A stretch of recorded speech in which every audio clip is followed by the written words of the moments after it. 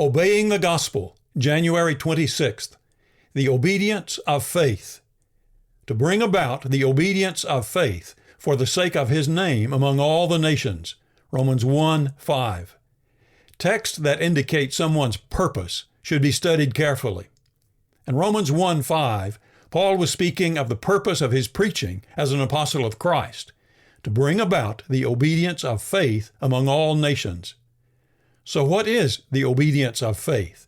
And why is it so important that Paul could say it was the goal or outcome that he hoped for in his preaching?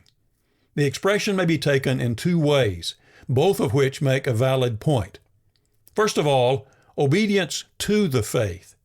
If the phrase is translated like this, as in the New King James Version, the idea would be that the preaching of the faith is intended to produce obedience. This is clearly the thought in Acts 6:7, where a great many of the priests became obedient to the faith, and is consistent with the language of texts like Romans 10:16. But second, the obedience of faith. The English Standard Version and many other translations render the phrase in this manner.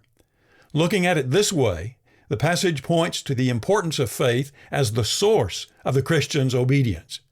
In other words, we rightly respond to the gospel only when our obedience is based on faith or trust in God. Either way, there is a vital connection between faith and obedience. The two can never be separated. For one thing, the person who does not obey God is not telling the truth if he says he has faith. As A.W. Tozer wrote, true faith commits us to obedience.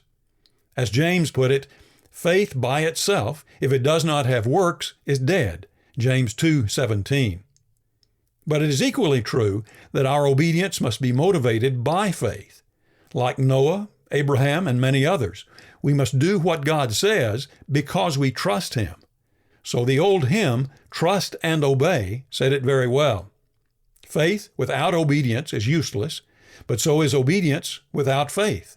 Faith and obedience must work together. What's in our hearts and what's in our actions must match up.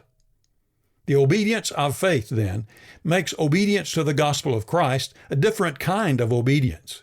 In the world, obedience is based on either feelings or legal obligation.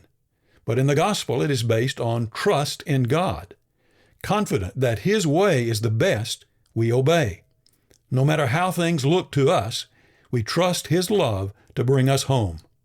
A.W. Thorold wrote, "The highest pinnacle of the spiritual life is not happy joy in unbroken sunshine, but absolute and undoubting trust in the love of God."